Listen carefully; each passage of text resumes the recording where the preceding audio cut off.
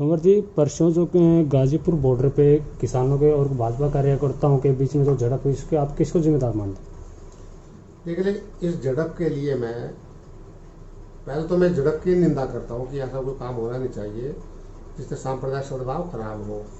और इस घटना के लिए पूर्ण रूप से भारतीय जनता पार्टी जिम्मेवार है और भारतीय जनता पार्टी कार्यकर्ता जिम्मेवार है।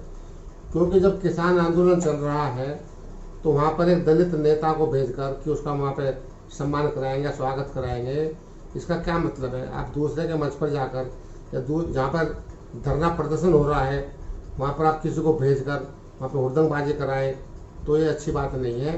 और यह पूर्व नियोजित षड्यंत्र के तहत किया गया, क्योंकि आगामी चुनाव जो 2022 का उत्तर प्रदेश में आ रहा है उसमें यह भारतीय जनता पार्टी दलित और किसान कार्ड खेलना चाहती है कि दलितों को वहाँ पीटा गया है, किसानों ने उनको पीटा है, तो यह उनका एक षड्यंत्रकारी पूर्ण तरीके से रूप। मतलब आपका साफ तौर पे कहना है कि एक दलित नेता को भेज के जो किसानों के साथ जो दलित जुड़े हुए हैं उनको उकसाने की या उनको तोड़ने की कोशिश की गई। हाँ, जो दलित नेता या जो मजदूर है, मेहनतकश लोग हैं, वो सारे लोग किसानों के साथ जुड़े हुए हैं और उनको अलग अलग करने के लिए एक षड्यंत्र रचा गया है कि दलित के नाम पर इन लोगों को वहाँ पर उनके किसानों का जो आंदोलन चल रहा है वहाँ भेजा जाए और वहाँ पर झगड़ा कराने की कोशिश की जाए। तो लेकिन जो यह हुआ है यह हादसा नहीं होना चाहिए था। पार्टी चाहे कोई भी हो, संस्थाएं कोई भी हो, किसान आंदोलन हो या कोई दूसरा आंदोलन हो, तो ऐसे माहौल में इस तरह का हादसा नहीं होना चाहिए।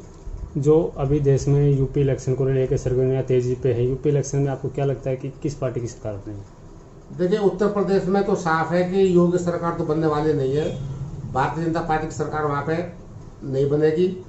इस समय जो मैं समझता हूँ कि मेरा जो राजनीतिक अनुभव है, अपना जो विश्लेषण मैं करता हूँ, तो मेरा तो सब यही मैं आंक रहा हूँ कि वहाँ पर अखिलेश की सरकार वहाँ पे बनेगी और समाजवादी पार्टी की सरकार वहाँ पर। भाजपा किस आधार पे कह रही है कि हम डंके की चोट पे 2022 में सरकार बनाएंगे? नहीं, भारतीय जनता पार्टी तो बंगाल में भी कह रही थी डंके की चोट पर कि वहाँ पर हमारी सरकार बन रही है। क्या वह सरकार बनी वहाँ पर? और जो बिहार में चुनाव हुआ है, वहाँ का चुनाव होने के बाद सरकार किस तरीके से बनी है वह शायद दुनिया जानती है, किस तरीके से वहाँ चुनाव जीता गया है। तो डंके की चोट पर बोलते रहते, डंके की चोट पर तो यह भी बोला था कि हम 15-15 लाख रुपया हर, तो उसके लिए तो बोलते हैं ना, वो जुमला है। तो यह भी जुमला ही है। जो वो कह रहे हैं कि हमारी सरकार बन रही है, डंके की चोट पर हम कह रहे हैं, तो यह भी जुमला ही है, यह भी उसको जुमला मानो। नहीं, देश हित में काम किया योगी जी ने, राम मंदिर बनवा दिया। राम मंदिर योगी ने कहाँ बनवा दिया? राम मंदिर हमने बनवाया। अगर जो राम मंदिर बनवाते तो जो हिंदुस्तान के लोगों ने जो राम के प्रति आस्था थी, उन लोगों ने अपनी मेहनत की कमाई चंदा दिया है और उस चंदों के लोग खाने का काम कर रहे हैं, उसको लूटने का काम कर रहे हैं, तो राम मंदिर कहाँ बना दिया? राम मंदिर के नाम पर तो लोगों के पैसों को लूट रहे हैं। ये धारा 370 हटवा दी, 3 तलाक ले आए। धारा 370 जो मैनिफेस्टो में इन्होंने वादे किए थे वो लेके आ रहे हैं ना। धारा 370 हटाने के बाद में क्या मिला? क्या हमारे सोल्डर जो मारे नहीं जा रहे हैं वो शहीद नहीं हो रहे हैं क्या? वहाँ पे जो आतंकवादी गतिविधियाँ कम हुई है क्या? जो हमारे जो पंडित भाई जो कश्मीर से वहाँ से आए, भगाया गया उनको, क्या 2 साल में एक भी व्यक्ति ने वहाँ पर मकान बनाया? कोई देखने को मिला? पत्थरबाजी तो कम हो गई, तो सैनिकों पे पत्थरबाजी होती थी। पत्थरबाजी कौन से कम हुई है?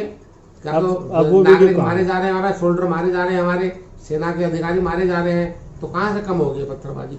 पत्थरबाजी को तो आपने छोड़ा है। वहाँ पे जब भाजपा की सरकार थी, आपने 11-12 हज़ार केस वहाँ पे वापस लिए उनके, तो यह तो गलत रवैया इन लोगों ने अपनाया था वहाँ पर सरकार बनाने के लिए। तो वहाँ पे मैंने समझा 370 का फायदा हुआ है। 370 का फायदा सिर्फ ये है कि वहाँ पर अब वो केंद्र शासित प्रदेश बन चुका है, वो तो सिर्फ इतना इन लोगों ने किया है वहाँ पर। केंद्र सरकार, जो भाजपा की जो केंद्र सरकार है, वो सरकार में आने से पहले उनका मेन जो मुद्दा था वो हिंदुत्व का और गौ हत्या को लेकर था। अब हिंदुत्व और गौ हत्या के मुद्दे पर कितनी कामयाब हुई मानते हो आप भाजपा को? देखिए, ना तो हिंदुत्व में कोई कामयाबी इनको मिली है, ना गोरक्षा पे इनको मिली है। और जहाँ तक मैं समझता हूँ जितने भी बीफ की फैक्ट्रियाँ हैं वो सारी हिंदुओं की हैं। तो ये लोग सब नाटक करते हैं कि हम गाय के रक्षक हैं या गौ हत्या पे हमको दुख होता है, इन लोग कोई दुख नहीं होता है, ये खुद गाय काटने का काम करते हैं। अभी जो सर्वे की रिपोर्ट आई है उसमें हिंदुस्तान नंबर 1 पे पाया गया है आयात निर्यात करने में। जो बीफ निर्यात किया गया है हिंदुस्तान पहले नंबर पे है। तो ये कैसे कहते हैं कि हिंदुत्व की बात है, हम गौरक्षा की बात करते हैं, तो सारा ढकोसला, ऐसा कुछ नहीं है। ये सब लोगों को बेवकूफ़ बनाने के लिए है। मैं तो यही समझता हूँ। मैं आप एक राजनीतिक विश्लेषण के तौर पर क्या लगता है आपको कि भाजपा जो है अब यूपी में चुनाव किस मुद्दे पे लड़ेगी, हिंदुत्व या विकास के मुद्दे पे?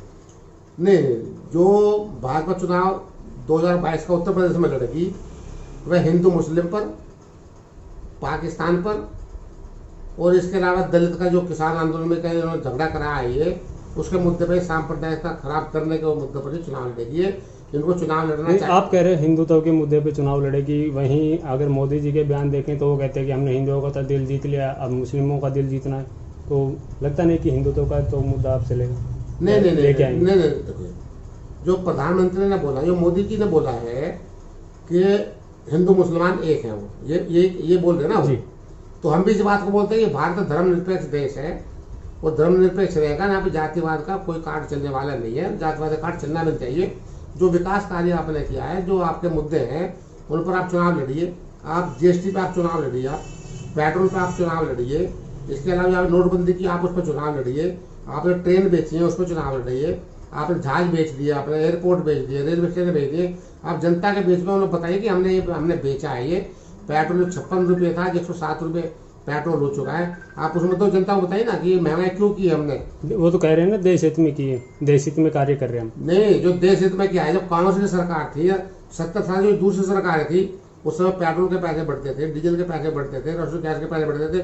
तो उस समय का देश हित में ये काम नहीं होता था। उस टाइम तो धरने प्रदर्शन करते थे ये मनमोहन सिंह को मोहन सिंह बोलते थे और उनको चूड़ियां पहनाने का काम करते थे। आज स्मृति ईरानी कहाँ है? आज बीजेपी के नेता कहाँ है? आज क्यों नहीं बोलते हैं? उनको महंगाई के मुद्दे पर उनको बोलना चाहिए, बोलना पड़ेगा उनको।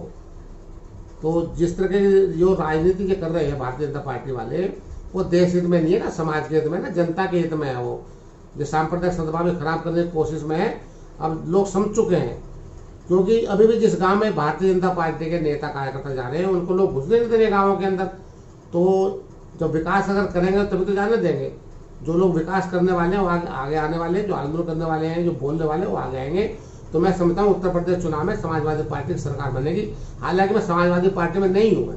आप अगर समझते हो समाजवादी पार्टी का मैं समर्थन कर रहा हूँ, ऐसी बात नहीं है। लेकिन जो ग्राउंड जो रिपोर्ट होती है, जनता के बीच की रिपोर्ट होती है, गाँवों की जो बीच की रिपोर्ट होती है, जो गाँव के लोग चाहते हैं, जो वोटर चाहता है, मैं उस बात को बता रहा हूँ कि वहाँ पे समाजवादी पार्टी की सरकार है। अभी देश में यूपी इलेक्शन को लेके इलेक्शन के अलावा एक मुद्दा और हाईलाइट हो रहा है, धर्मांतर का।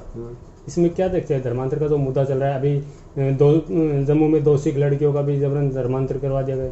नहीं, देखिए, मैं जो धर्मांतरण जो हो रहा है, ये हमारे संविधान में है। ये कि संविधान में कोई भी आदमी अपना धर्म बदल सकता है। बाबा साहब ने भी अपना धर्म बदला था, लेकिन जबरदस्ती नहीं बदल सकते उसको। लेकिन आप ये भी तो सोचें कि जो हिंदुवादी बात करते हैं कि वो जो हिंदू है वो मुस्लिम धर्म क्यों अपना रहे हैं, धर्मांतरण क्यों कर रहे हैं, इनको ये सोचना होगा, उनको रोकना होगा। जबरदस्ती अपना रहे हैं।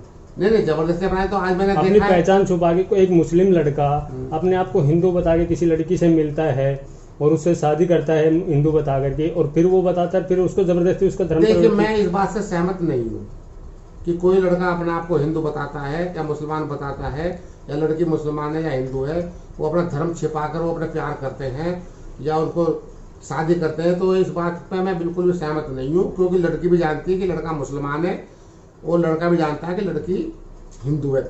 और हिंदू मुसलमान का जो झगड़ा पड़ता है, जब इनका प्यार कम होता है ये, या लेन देन नहीं होता है इनका, तब ये हिंदू मुसलमान की बात आती है कि जबरदस्ती मेरे को ये किया गया है। जैसे हिंदू है, जब जो दहेज की बात आती है कि दहेज मांग रहे हैं मेरे से, ये कर रहा हो, तो मुकदमे दर्ज होते हैं। अभी तो धर्मांतरण का में भी एक धर्मांतर का केस पकड़ा गया था, जिसमें जबरदस्ती धर्मांतर करवाने वाले गिरोह का पर्दाफाश किया गया, 4-5 लोग भी पकड़े गए। देखिए, धर्मांतरण का जो मामला है, ये पुलिस बोल रही है कि जबरदस्ती किया गया है। तो आप एक कैसे डिसाइड करोगे जबरदस्ती क्या? तो कोर्ट का काम है ना, जबरदस्ती क्या है, राजी से क्या है, वो तो कोर्ट में केस जाए जब पता चलेगा। आज भी कई मुसलमान लड़कियों ने, लड़कों ने, परिवारों ने, आज की खबर बताऊं, आज की मैं, उन्होंने हिंदू धर्म अपनाया उन्होंने। तो हम क्या कहेंगे, जबरदस्ती उनको अपनाने दिया गया, उनको जबरदस्ती लाए, लालच में लाए। तो वो उनकी अपनी मर्जी की बात है, वो किसी भी धर्म में जा सकता है ये।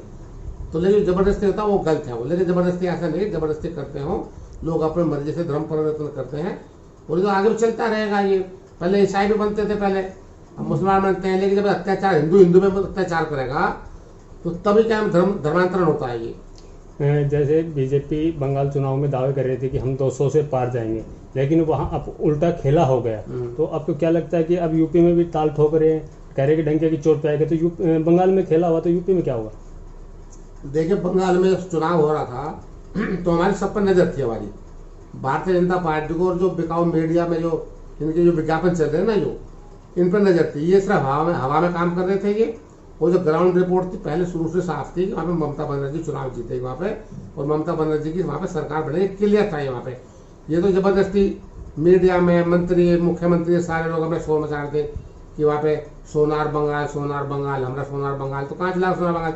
तो वही खेला यहाँ पे उत्तर प्रदेश में होगा कि इन लोगों ने काम तो क्या नहीं है। ये हिंदू मुस्लिम गाय गोरक्षा इसके मुद्दे पर चुनाव लड़ते हैं, जातिवाद पे चुनाव लड़ते हैं, ये तो कामयाब होने वाला नहीं है वो। चुनाव में अगर चुनाव आपको जीतना है तो आपको विकास करना पड़ेगा। विकास के नाम पर आपको जनता को बताना होगा कि हमने ये विकास किया है। आपका पैसा पता नहीं आप कहाँ जा रहा है ये। आप तो विज्ञापन की पार्टी हो चुकी है ये। आज आपने करोड़ों रुपया अरबों रुपया विज्ञापन में आप खर्च करते हो, सारा मीडिया आपने खरीदा हुआ है, तो विज्ञापन में क्या होता है? मेरे अभी भी ध्यान है जब दूसरी सरकारें होती थी, जो उनके मेन मुद्दे होते थे, तब एक आध विज्ञापन उनका आता था। जैसे पोलियो का एक विज्ञापन आता था उनका, कांग्रेस की जब सरकार थी, पोलियो के अलावा कोई विज्ञापन उन्होंने देखा नहीं। आज आपने वैक्सीन लगवाई क्या? इसी बात पर करोड़ों रुपए का आपने विज्ञापन खर्च कर दिए हैं। अब वैक्सीन की बात आई तो 2 दिन पहले एक पटपनगंज से भाजपा पदाधिकारी, महिला पदाधिकारी, उसने वैक्सीनेशन को लेकर बीजेपी सरकार पर सवाल उठाए हैं। उसने कहा है कि जो असली वैक्सीन थी वो विदेशों में बेच दी गई, और अब जो भारत में बची वो नकली वैक्सीन है, किसी को नहीं लगवानी चाहिए। नहीं, नकली है या असली है वो तो अलग अलग मुद्दा है, लेकिन ये बहुत बड़ा घोटाला वैक्सीन का हो रहा है। क्योंकि मैं देख रहा था अभी जो आपके जो वाहन व्हीकल्स पर जो लोग चलने वाले, वाहनों में चलने वाले, उनको भी क्या ना वैक्सीन लगाई जा रही है, लेकिन उसमें सिर्फ वैक्सीन में दवाई अंदर नहीं जा रही है, उसमें आप इंजेक्शन लगा रहे हैं और बिना दवाई के उसको वैक्सीन को लगा रहे हैं। वैक्सीन तो है ही नहीं उसके अंदर, उसका जनता को खतरा भी हो सकता है, क्योंकि अगर हवा चली जाएगी उसको तो बड़ी दिक्कत हो जाएगी। तो वैक्सीन का सिर्फ नाम कर रहे हैं, ये सारा नाम नकली काम हो रहा है सारा। जी, धन्यवाद।